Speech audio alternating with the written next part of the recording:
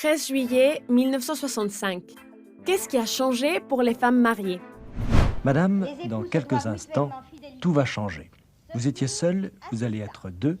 Vous étiez libre, vous allez avoir un mari tout-puissant, un mari à qui vous devrez obéissance. Mes meilleurs vœux de bonheur, madame.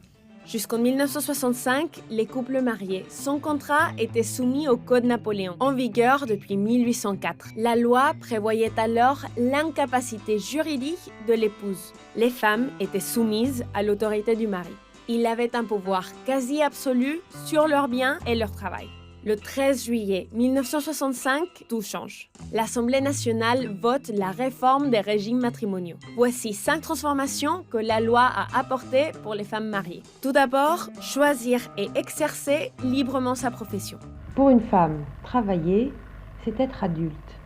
C'est-à-dire, c'est s'assumer. C'est prendre la responsabilité de sa vie et en assumant les conséquences. À présent, les femmes pourront profiter directement des fruits de leur travail et ouvrir un compte en banque. Pardon, monsieur. Bonjour, Je madame. voudrais ouvrir un compte en banque. Que faut-il que je fasse? Bien, madame, il faudrait que vous nous présentiez une carte d'identité et une autorisation maritale, à moins que vous soyez femme séparée. Sachez bien, que ou cette plusieurs autorisation ne sera plus nécessaire. Même après le mariage, les épouses auront le droit de garder et disposer de leurs biens propres. Le mariage du XXe siècle est une association confirmée par la loi. À l'avenir, quel que soit votre régime matrimonial, vous administrez vos biens propres et en disposez librement, c'est nouveau.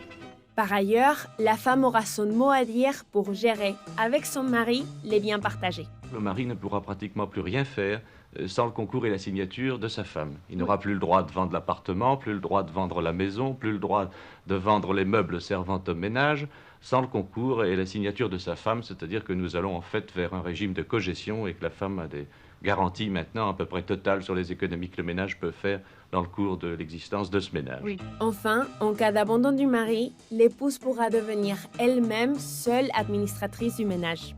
Chérie, Oui, je vais chercher une boîte d'allumettes. oui, mais dépêche-toi. Disparaissez définitivement sous un prétexte quelconque.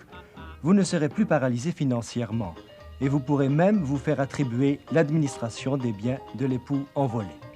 Voici quelques applications pratiques de ce projet de loi.